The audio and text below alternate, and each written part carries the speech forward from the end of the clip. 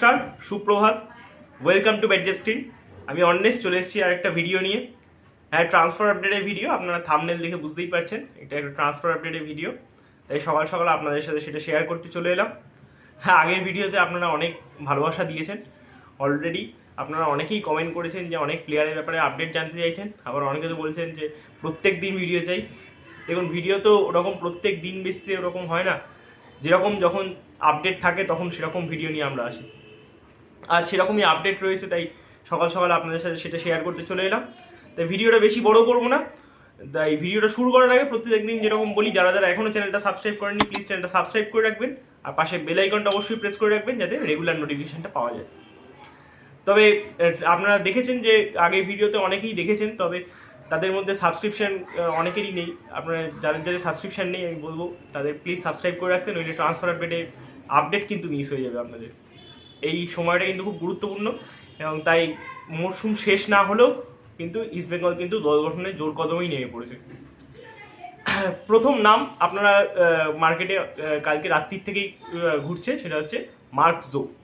পুরো নাম Mark Zothan Bhuiya, Hyderabad FC player. Hyderabad FC এই প্লেয়ারের বয়স কিন্তু 21 বছর। এই মার্ক জোর সাথে কিন্তু ইস্টবেঙ্গল প্রায় পাকা কথা সেরে ফেলেছে, এবং প্রখ্যাত সাংবাদিক বড়িয়া মজুমদার তিনিও তার খবর করেছেন এটা নিয়ে। ইস্টবেঙ্গল তাকে সাইন করাতে চলেছে।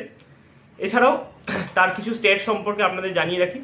মার্ক জোথান ভুঁইয়ার খেলা আপনারা যারা হায়দ্রাবাদ এফসি খেলা নিয়মিত ফলো করেন তারা তাদের চোখে অবশ্যই পড়বে, কারণ অত্যন্ত একজন প্রমিসিং প্লেয়ার। মাত্র 21 বছর বয়স। তিনি কিন্তু এই মরশুমে 17টা ম্যাচ খেলেছেন। 17টা ম্যাচের মধ্যে কিন্তু তার একটা অ্যাসিস্ট রয়েছে। তিনি মাল্টিপল পজিশনে খেলতে পারেন, যেরকম আমাদের কোচ কার্লোস কুয়াদ্রাত পছন্দ করেন মাল্টিপল পজিশনে খেলা প্লেয়ার, সেরকমই একজন প্লেয়ার কিন্তু তিনি। তার পজিশনগুলো এই সম্পর্কে বলে রাখি।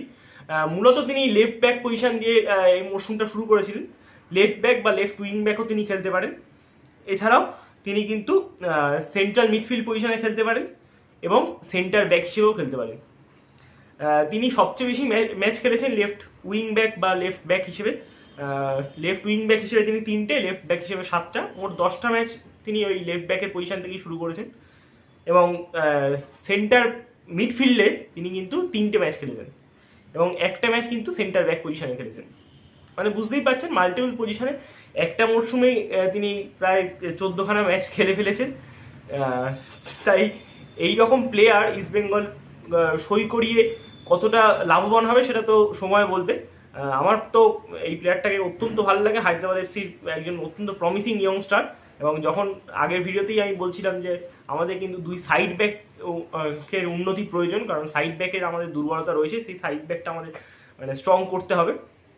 কারণ যেহেতু আগামী মরশুমে আমাদের এএফসি কম্পিটিশান রয়েছে, এছাড়াও আইএসএল এর আমরা আরও স্ট্রং টিম করার জন্য কিন্তু এই পজিশন দুটোকে শক্ত করতে হবে। সেরকমই সেই শক্ত করার জন্যই কিন্তু এই মার্ক জোর সাথে মোটামুটি পাকা কথা হয়ে গেছে। আপনারা ধরে নিতেই পারেন যে সাইনিংও হয়ে গেছে। আরেকজন প্লেয়ারের নাম হচ্ছে প্রভাত লাকড়া।